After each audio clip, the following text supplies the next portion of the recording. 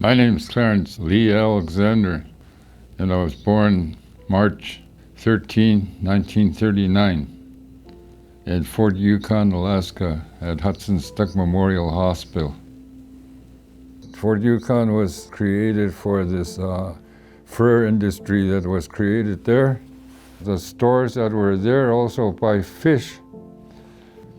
All that fish will go for the trappers going out into the country and trapping all winter. They use it for bait, they use it for feeding their dogs. And at the same time, they build a fort for the Russians coming up the river.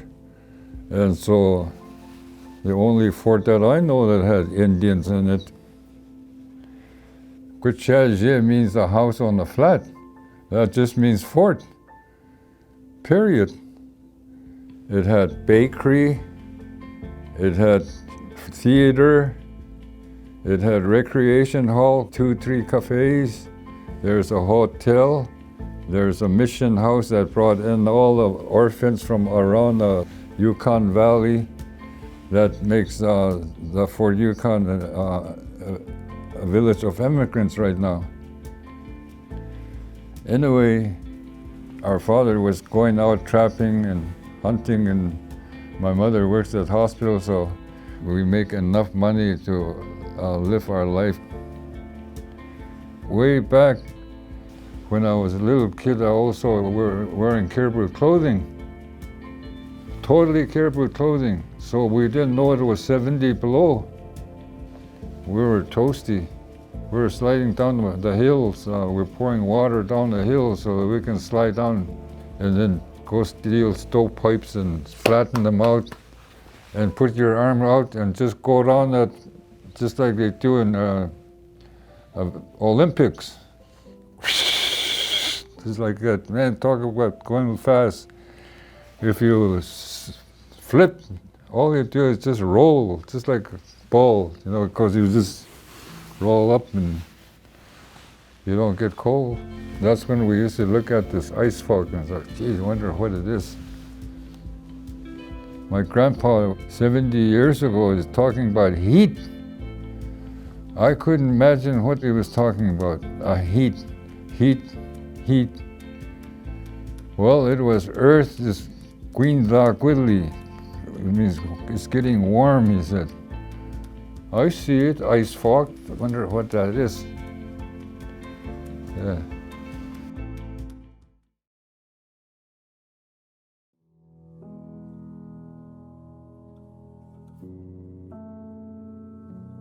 My education was out in the country.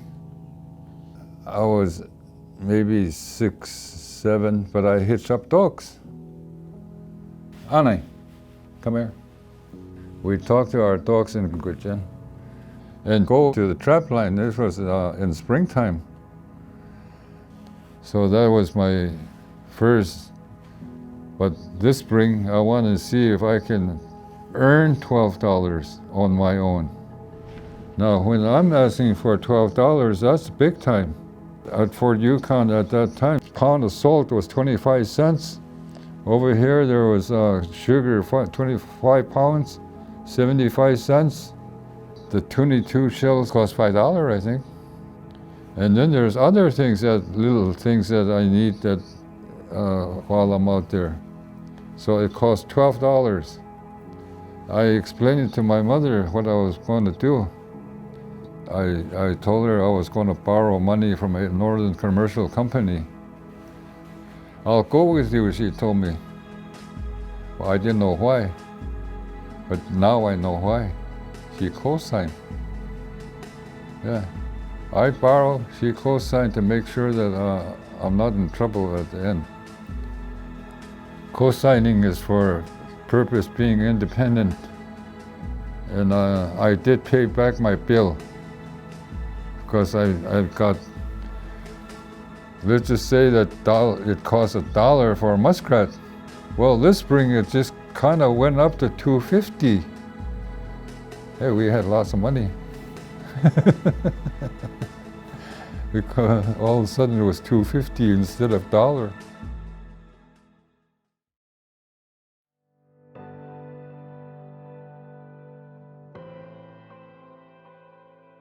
But anyway, going back to the school, this is what they said on the Gechaka Tanje Ntujaza Quinzi Tenjiuka Ko Hikoko, one look at Ko Hikoko Gon Tajiga Ko you. You go back to the class school, they're teaching you back there, and learn everything they have to teach you. Everything. You listen real good. Chotonki. If you don't listen, you'll never learn anything. Period. We had 5 teachers, but these teachers right here are the strictest teachers I've ever seen in my life. That's the kind of classroom that we were on, and if you're late 1 minute, you stay after school. You stay from maybe 4 to 5 for that 1 minute you're late. You gotta make up for it. Chotonki, listen. That's what they said. Listen. Why should you cough and give it to the next person? So if you're gonna, right there. I have this in my pocket for almost 70 years, maybe more. That's how disciplined we were taught. The discipline, and it's all related to health, and how we were trained is that we memorized things that are like Gettysburg Address or whatever you want to remember in life, I guess. We lucked out, okay? Us, Fort Yukon, lucked out. Disciplined, we were disciplined in learning.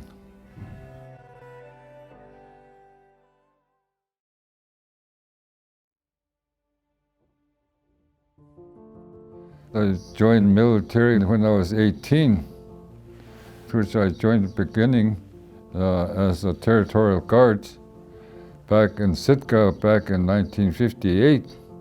And by the time I was 20, I was in reserve. By the time I was 23, I was called up for a Cuban crisis. I learned to be a sharpshooter. I've been in the military for 12 years. I learned to be a mechanic. I learned to be who I am.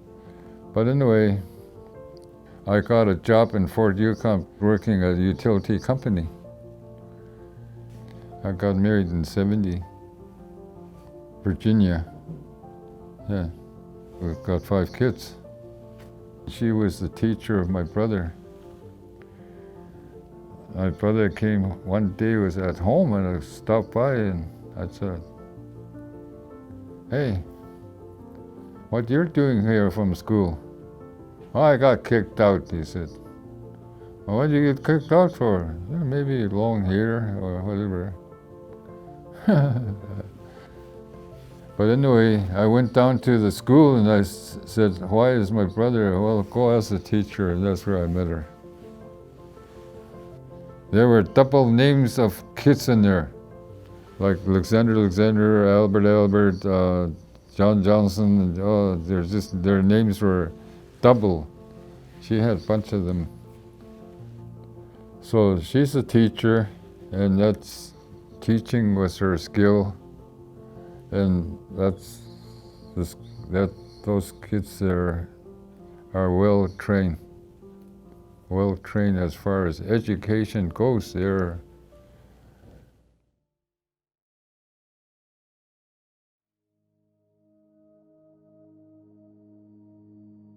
have 5 little ones, okay? You know, they're 2 years apart, 10 to 2. And all of a sudden you're finding yourself more active in alcohol than anything else. And getting down to the point where the bottle is more important than my job. So I decided one day to stop while I was recuperating from my alcoholism back in time. I had all kinds of goodies going on in my head. dreaming of all kinds of stuff that I could actually implement. And so when I was 40, I became a chief without even running for a chief. I just ran for board member. First thing I did was bought a GZ Corporation power plant. Went to the board, asked for 100,000, not knowing that you have to run the operation too. They need money for that too. I don't know this stuff. I mean, I had to go to the bank, go to the corporation again and ask them for 75. No problem. I told them we should be getting our dividend 20 years from now, and which we did. We own our own power plant. We own everything. I help, with the help of the council, I initiate taking the housing money from the IRHA. So what did we do with TCC? I just asked the lawyers is it possible to just sign something and that we don't get their share? We just want everything. You co-sign with TCC president, same time. And that's where I decided to use my mother's signature. So while we're doing this, we went to Anchorage and went to Fish and Wildlife Service. We entered as 10 chiefs.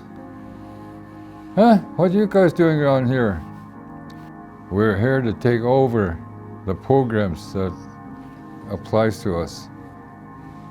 We're the only ones that are contracting with U.S. Fish and Wildlife Service right now to do our monitoring of activities within the refuge. That's what we're up to.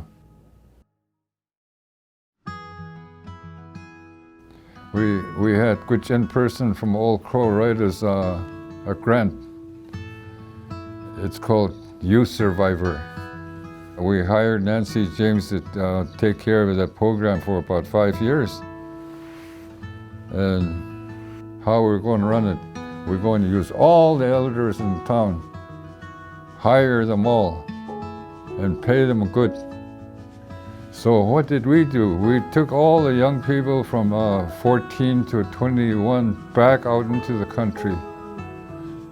We want you to know where you come from, and that's what they did to us. We went out there several times, 4 seasons we were out there in the country.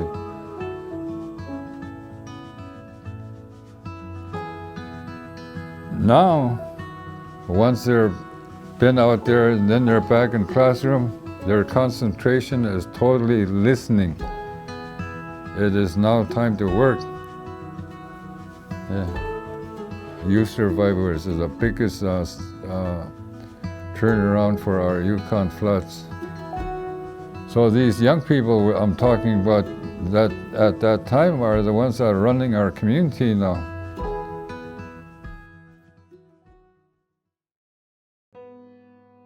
And I'm working on this Yukon River Intertribal Watershed Council, and for 22 years now, we have been diligently working to clean up the river, and it's getting better and better all the time. About four years ago, I took my grandchildren to the courthouse. I just took them there and I told them, hey, someday you're going to have to fight like hell for our own land. So this is the place where it starts, I told them. This courthouse, right here, where actions can be looked at from beyond the time that we're immemorial, to go back in time and to say, hey, we are not conquered. We are Americans and we're Gwich'in. As simple as that. To be the first Americans in the first place. First Americans in the nation. And so the time will come when they'll need an attorney, and that's what you guys, one of you or two of you or all of you can become an attorney adjacent to the whatever you learn. This very important. Water, chew. Little ones, make sure that this water stays clean. Make every effort to let everybody else know that it is something that's the most precious thing there is on earth. And we have to retain that water the way it is. We have to keep it the way it is. We have to work very hard to keep it the way it is. So everything we're talking about is chew.